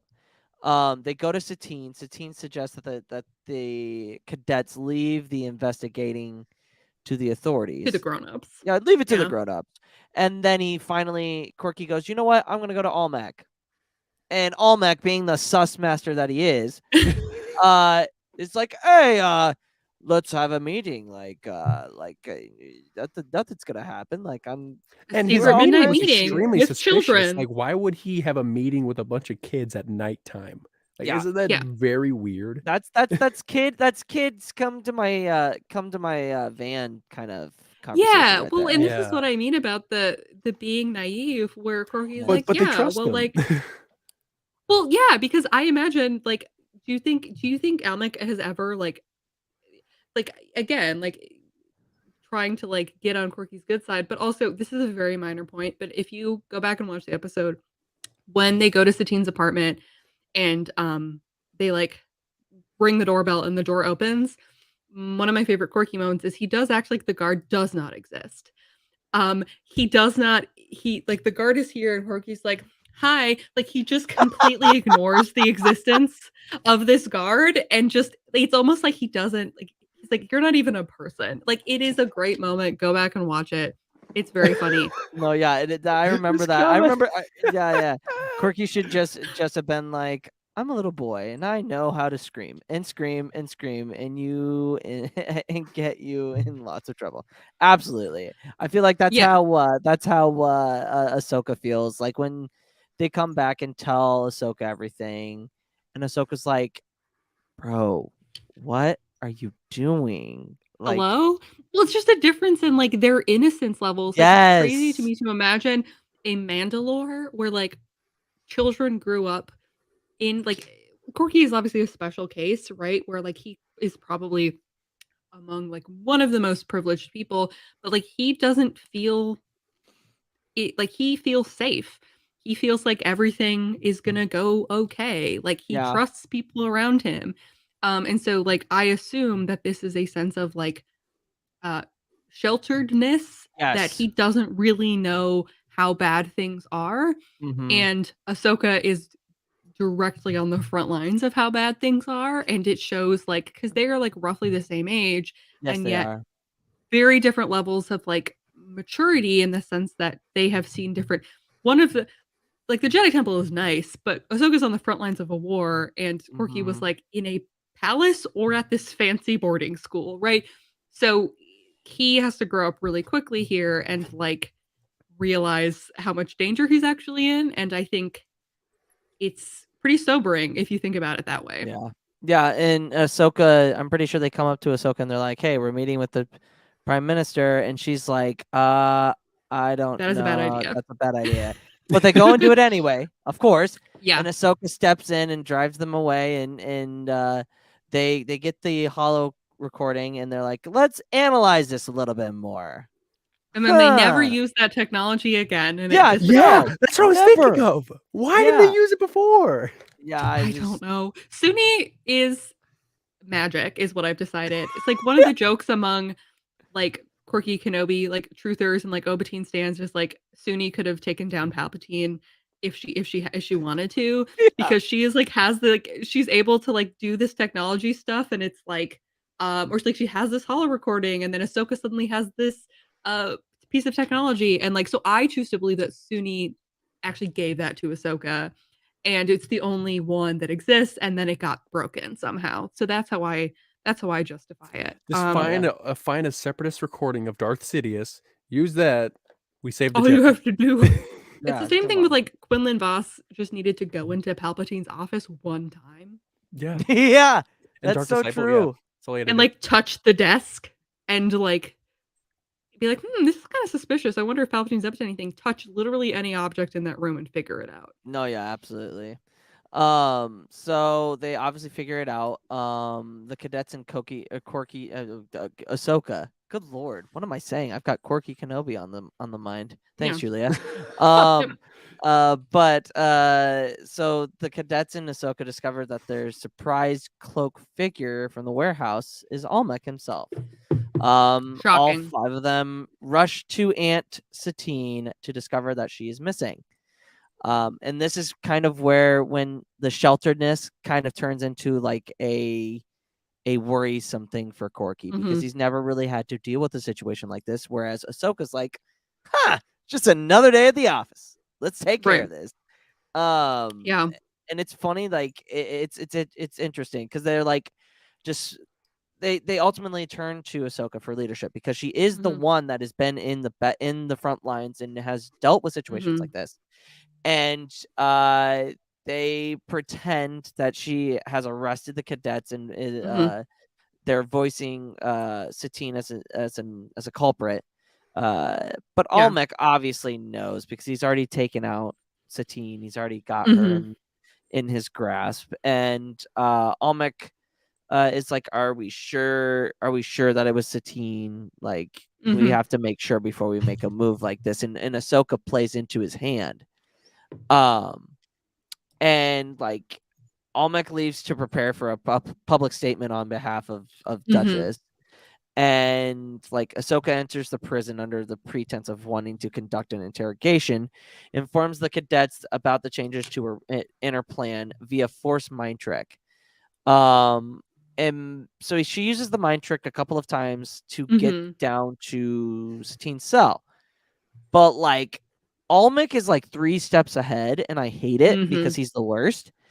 But like this is the ultimate like villain, like he aha. But like having like his officers not be able to be mind tricked was pretty smart. Because I mean everything with Obi-Wan and like obviously Almec being with the black market, like if the Jedi show up, his people need to be aware of like what's going on. Yeah, and the funny thing is too, the moral of the episode is those who enforce the law must obey the law. And I'm like, yeah, that's exactly what it means. Almec is the prime minister of Mandalore, and he's the one that's creating all of this black market inside schemes, and it happens a lot. Like we're like people in political power just negate all the stuff that they enforce, and they just create controversy, and it's the rules don't apply to him. No, yeah. And then he ultimately, they stun Ahsoka, they put her in binds, and then he starts going off on like, oh, I finally won this battle, like this is mine. And it's like, bro, you're dealing with a Jedi. Why are you gloating? And then you also got Korkie and like Satine is smart. Like all 3, like Almec pulled the obviously I'll get you next time, my pretties, like move. But except he didn't get them. He got. Thoughts on that whole exchange between Almec, Ahsoka, Satine, and then like what happens afterwards? Sure. So going back to when they're first going into the prison, speaking of my favorite little Korkie moments, he does give a great performance where he's like, we trusted you, Master Tano, or like Tano, Padawan Tano. And I'm like, okay, Korkie, acting is not in your future, but I appreciate the effort here. He really gives it 110%. It's funny. He's like, okay, Ahsoka is my friend, Ahsoka's not my friend, and then he goes back to like Ahsoka is my friend, like very Yeah. quickly. It's like we just have to listen to her. Like I trust her 100%, and I'm like, okay, you're very fickle in your friendships here. But it's yeah, like Almec is just like great. I can't wait to torture these children, and he goes from like 0 to 100 very quickly. Oh yeah. Yeah, and he one of my favorite line in this episode is when Almec says, "I'm afraid your nephew will have to suffer needlessly," and I'm like, correct. That you're correct. That is the story of his life. And I think it shows here where like this is another version of Satine where like, yeah, you can torture her, you can do whatever you want. She is not going to She's not gonna just break. give in to your scheme, right? And so the only thing that potentially, and I actually think this ties into the last episode where like that children are in danger really is a like line that she finds upsetting to cross, which makes sense, right? Like innocent children being harmed. And she says when like the cadets are brought in, like they're children, like you can't do this. And so I think it's another good theme of like innocence where children, like Ahsoka is a child too, but like she has lived a completely different experience where like, yeah, she's like, I could be a prisoner of war and like I could be tortured, like that could happen.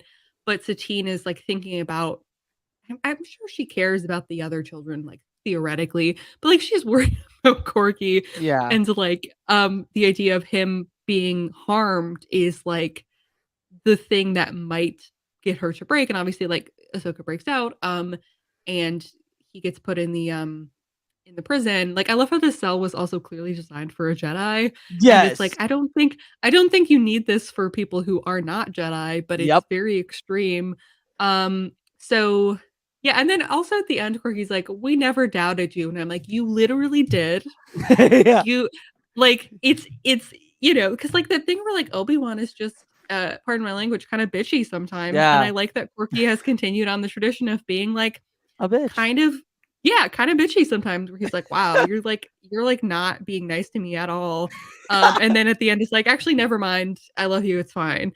And they have this really sweet hug. I love how like physically affectionate Satine is to Korkie. I think it's really sweet. We don't see a lot of like hugging in the Clone Wars. And so she does hug him a lot. And I think that's really nice.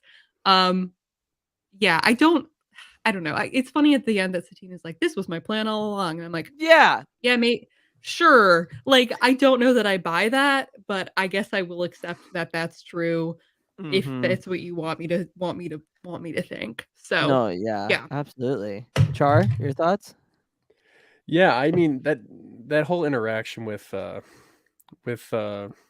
and Satine, I thought it was really nice because we don't really see much of Satine as of right now in the show. We don't see much of just Korkie and Satine, and I just love the growth of like how Ahsoka trusts Korkie and all of his friends, and I think that's a really important part for her character because it's like you're not really supposed to trust anyone as a Jedi, but you have to work in the means of what's best for everyone around you, and I think it's neat that she was like, well, these kids have, they know what they're doing. I mean, I guess, I mean, why not at least like support them in what they're doing? Because they have an idea and they had leads as to what was going on, and they did it. And I thought it was so. I thought when Korkie had that, when he was about to get that collar on him, I was just like, oh, I was freaking out. I'm like, why? Yeah. I mean, and it's like that whole last sequence was really good. I enjoyed that last 5 minutes of the episode. It was really good. No, yeah, absolutely. And like I also noted Almec is a douche. He would have fit in perfectly with the Empire. Oh yeah. Oh, he would have. I mean, he's a slime ball. I mean, later you see like he's like, yeah, I'll be your prime minister, Maul, and you're like, okay. Like, I wonder if he ever had like real beliefs at some point, and like he over time kind of became this way, or if he was always this way. Like, part of me wants to think that Satine wouldn't have trusted him if he was always Yeah. kind of obviously suspicious. But yeah, I do love at the end of the episode when Korkie's like, it was an honor to serve alongside a Jedi Knight. And I'm like, wow, this seems like you're building up for this character to like continue to like have relationships with Jedi and like be a part of the story. And Yeah. then they're like, absolutely not. You'll never see him after season 5. Yeah. But I love that like he ends it with like being really happy that he got to have this experience working with the Jedi. And I just love when Mandalorians and Jedi get to work together. I think it's really it's sweet, and I wish we got more of it. And Yeah. I would love to see more of it in the future. No, yeah, absolutely. Yeah. Speaking on the future of Korkie, Yeah. where is he? What Where in is he? future? No, like what specifically? Like, which show do you think makes more sense for him to show up in Kenobi or Ahsoka? So do you mean like physically show up, Like or narratively and physically? I guess I should say. So narratively, I actually think it's Mandalorian season 3. As like if he's gonna get referenced at all, that's where we've already had references to Clan Kryze and the new Mandalorians and all of that. I have made my pitch for dream sequence Korkie and Kenobi. That's my like ideal scenario, but I do not think he is going to show up at all. And I don't say this to be like a Debbie Downer. I say this because I can't have hope. It's like it's Hawkeye in Endgame or whatever, who's like, don't give me hope. Like I don't give me hope. But I do think actually it's the Mandalorian that makes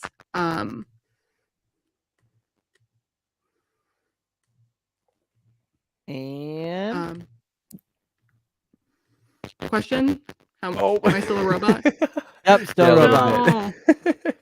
No. Me and Luke were waiting patiently for it to we're go like, away. We're like, wait, hold on. "Ah!" Hold on. Her Mhm. war with the robots.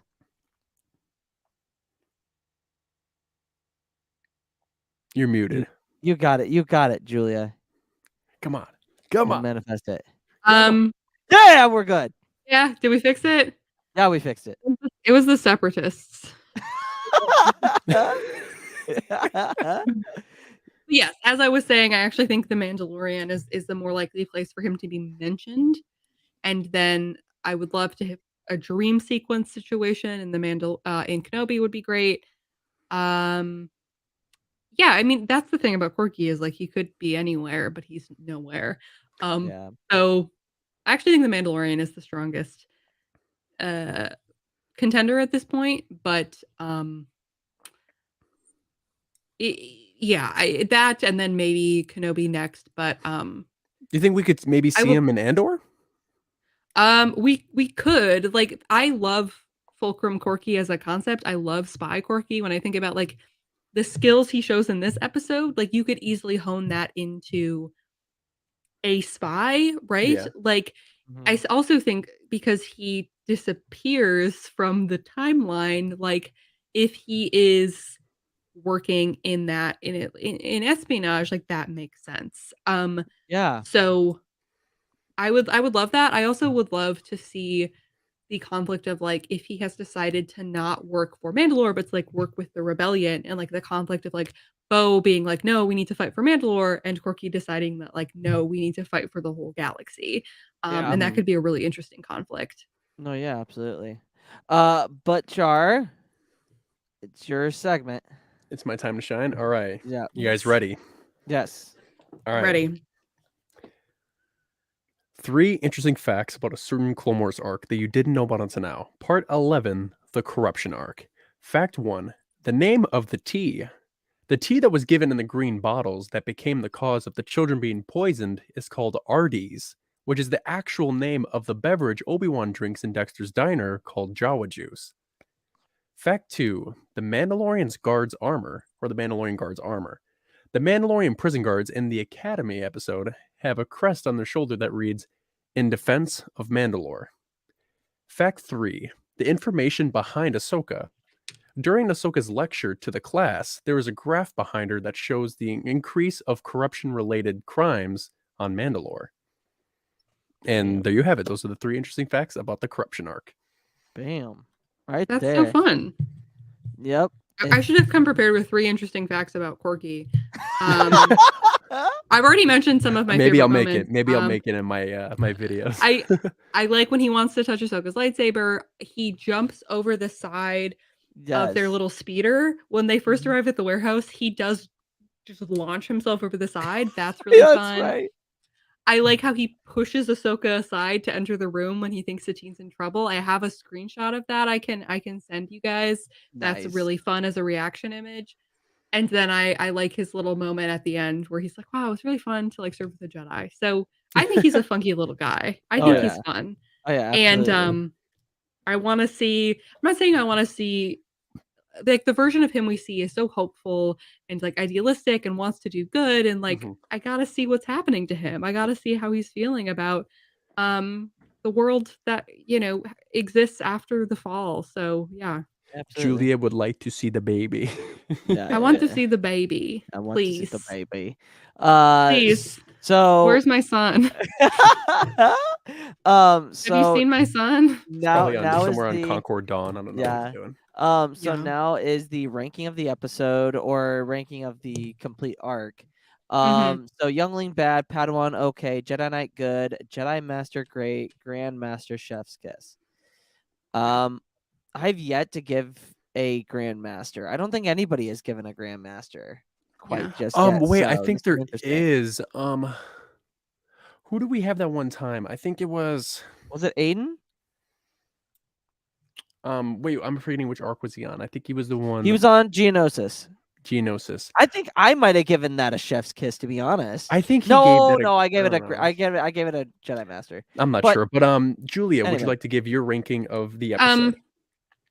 Yeah, I give this okay, well the arc as a whole, I'm not sure. The Academy I give a Korkie out of Korkie. It gets Yeah, 10 so Korkies out of yeah, Korkie. so I can't Youngling is bad, I can't Padawan's okay, and Jedi Knight's good. Jedi I Master is great. I can't objectively give you a rating using your scale. Because I it'll don't it be scaled doesn't by Korkie. Yeah, right. Next time Yeah. we're just gonna make an asterisk and be like This one is Korkie. 4 out of 5 Korkies. Korkies, yeah. Yeah, how many Korkies? Korkie cookies. So Yeah. I do legitimately like have issues with Satine's characterization in these episodes. So Mhm. that does affect it. And so I wish that she hadn't been nerfed in Yeah. order to get the desired response. So I don't know. Like I can't really give you a sense of how I feel about them because I can't divorce it from like my very biased feelings about a certain special little guy. Oh, that makes sense. That's fair. That's fair to say. Char? I give this episode, or well, this arc, I'd say I give it a Jedi Knight, or 3 out of 5 Korkies, as what Julia would say. Yeah. I really enjoyed the corruption episode. That was one of my. I remember it being one of my most memorable episodes from the Clone Wars, and I just think because I've been a fan of smuggling in Star Wars, like Mhm. especially when it's behind the scenes of a planet that has peace, and it's. And I've always been a fan of Han Solo and like the smuggling Mhm. aspect of Star Wars. So the fact that they were secretly smuggling a a poisonous chemical on a Mhm. pacifist planet that I love when there's Yeah. black market schemes like that in Star Wars. And for the Academy episode, I enjoyed Korkie and I enjoyed Ahsoka's growth. And I loved how Almec was a very like intricate part of the arc. So I'd say I like the corruption episode more than the Academy episode. No offense, Julia. Mhm. But yeah, I give this one a Jedi Knight. That is my final answer. I would also give it a Jedi Knight as well. But like, yeah, that's what I would give it. I think I've made my, and that's a 3 out of 5 Korkies. We're gonna just start using that as a scale Korkie from now scale. on. The Korkie Yeah, scale. it's a good scale. It's a great scale. For example, the lawless is 5 out of 5 Korkies. Yeah, 5 out of 5 Korkies. It's phenomenal. It's Yeah. a chef's kiss. Let's get into Star Wars news.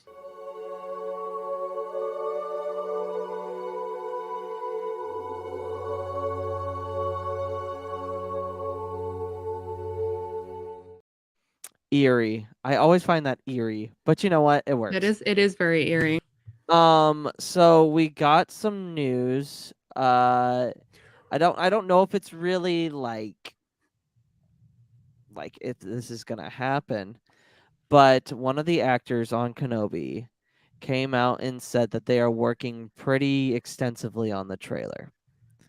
I believe he is quoted as saying it's going to be awesome. It's going to be really, really cool having the connective tissue between the prequels and A New Hope. And just understanding where Obi-Wan has been, what's happening story-wise. I think fans are going to enjoy that. It's just going to be a really great time. Ross also came out and said, I think the big part of it is Lucasfilm is just trying to make sure that it's as polished as possible, so that when it comes out, it's not going to have that Game of Thrones moment where there's a coffee cup in the corner that they missed or something like that. Mm-hmm. And then he finally says it's going to have a lot of love that's poured into it, and it's just going to be it's just going to hopefully blow people's minds and just really enjoy seeing what's been going on. Well, not just the coffee cup thing. What about that guy from I believe it was about the Eris episode, the jeans guy? Yeah. Mm-hmm. Yeah, absolutely. Are we see, this is my prediction. I still think we're going to get Kenobi at the beginning of April. We could. Like what if it like with the release of Lego Star Wars: The Skywalker Saga, we get that first sneak peek for Kenobi. I mean, seriously think that it's going to be Super Bowl weekend.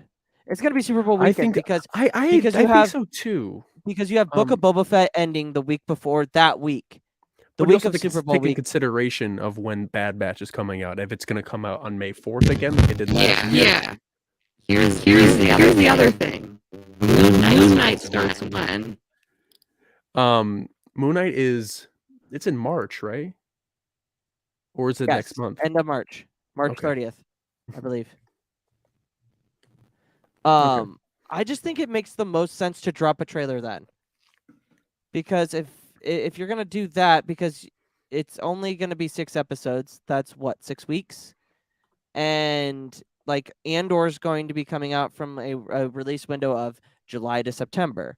Are you going to throw in Bad Batch before Kenobi? Or because I feel like there's going to be some interloping there. There has to be. Yeah. I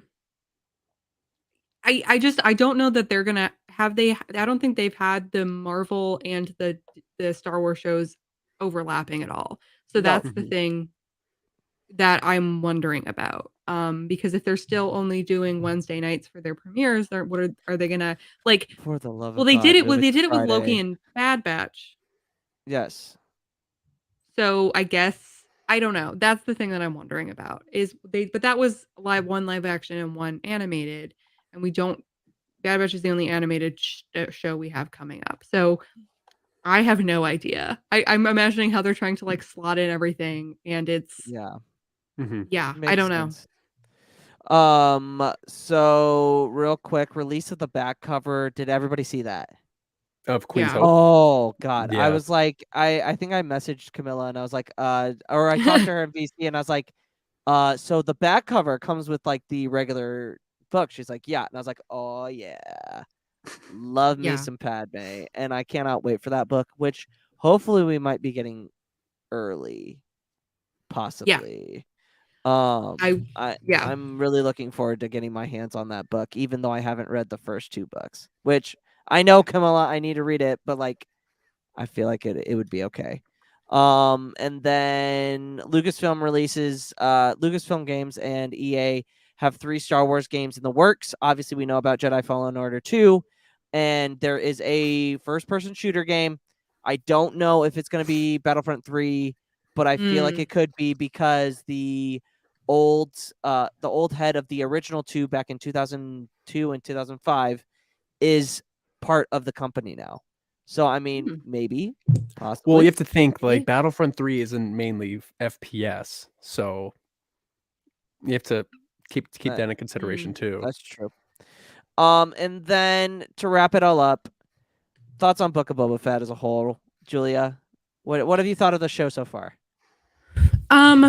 So it has been like I feel like it seemed I almost wonder if it would have made more sense to do a more expanded season of The Mandalorian and give it like 22 episodes and have arcs like they did with the Clone Wars, because it feels like in many ways the Boba Fett arc of The Mandalorian. And Okay. like as incredible as this last episode was, and I loved it, it is, if so like Doctor Who will do like Doctor Light episodes, but Doctor Who seasons have like twice as many episodes as Boba Fett has. And so I think I definitely understand people's concerns with like they're really going to need to like make it make sense for the story as a whole to tie back into these last 2 episodes. I think it's been successful in the sense that like I was not a huge fan of Boba Fett as a character, and now I am invested in his character.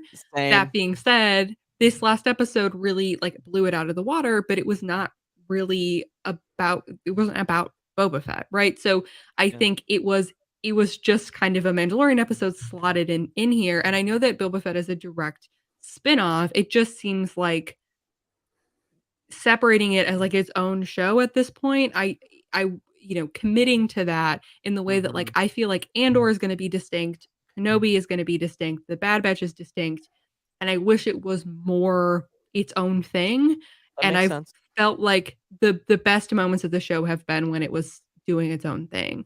That being said, I absolutely, I loved the last episode. It was traumatizing as hell, and I'm still like processing it. But as a Mandalorian enjoyer, like, yeah, I'm eating it up. I would like to see Boba Fett I would like to see him, like, even if he doesn't really care about Mandalore, I want to see that, right? Like, I want to see him. I hope he and Din talk about that, I guess is what I'm saying. That makes sense. But I mean, the last Yeah. interaction they had about Mandalore, he said, "Mandalore, the Empire turned into glass. Why would you want to go there?" So, Yeah. But Yeah. I'm kind of with Julia. Like, Boba Fett wasn't my favorite character, and it's really, really turned out well. So, Char, your thoughts? Yeah, it's a weird concept to think that that last episode was all about the Mandalorian, but it was a Book of Boba Fett episode. So, in my eyes, it was a great episode, but it was filler. You have to keep that in mind. Like, it's a whole setup to what's going to happen with this episode 6. Right. I just think that it was a good episode. Like, it just gave us a lot of context as to what Din's doing and what Mandalorian season 3 is going to look like. Yep. And like, he got his new ship, he got all this new stuff that he's doing. But you also have to keep in mind that it is the Book of Boba Fett. So I saw it as mainly filler, but it was a beautiful episode. Yeah, it didn't feel like a filler episode. No. That's the supposed to be weird thing, though. It was a weird thing, though. It was a filler, but it was like a good filler. A filler, as if like it's not really. It doesn't feel like the Book of Boba Fett, but it was filler as like this guy is back in action, and now we got a little bit of a refresh, a reset on who Din Djarin is, and we haven't seen him since December of last year, and we're trying to get him again. So, yep. And I kind of agree. I kind of understand where Brooke's coming up for Kenobi, but guys, that's going to be an episode. Julia, thank you for coming back on. Of course. I appreciate it, and talking about always your willing boy. to talk about my boy. Yeah, talk about your boy. Where can the good people follow you on the social medias? I'm on TikTok at Juliachristine77, and I do a podcast, Star Wars English Class, with Fern at Always Fern. Yeah, so that's kind of what I've been doing. That's it. I've decided that Twitter is a toxic landscape that I am no longer participating in. So you can come hang out on TikTok. Also, my dog has an Instagram. So like if you want to follow Buster Cairn, you can, and you probably will have fun with that. But Juliachristine77 on TikTok, Star Wars English Class. I think listen to our episodes on point of view and perspective. I think those would be ones I would recommend at this point. Yeah, absolutely. And we are definitely going to have Julia as a as a possible regular for the roundtables for Kenobi, because I feel like I'm gonna need an emotional support group for that. And I'm like, expecting to be very busy during that show releasing, and I'm okay with that. oh yeah, absolutely. Char, where can the good people follow you? Good people, you can find me on TikTok at CharCharJ, and you can find me here on the Podwans podcast every Wednesday morning for our Book of Boba Fett watch-alongs, every Thursday night with what we're doing right now, our Clone Wars arc review, and every Friday night for the roundtable of this week's Book of Boba Fett episode. And you can follow me at the Podwans podcast, at Podwans on Twitter, and at the Podwans Pod on Instagram. For everyone here, thanks for everybody coming that is here in the chat. We appreciate you. And for Light and for Life, And may the Force be with you. Oh, you beat me to it. And may the Force be with you always. See you guys.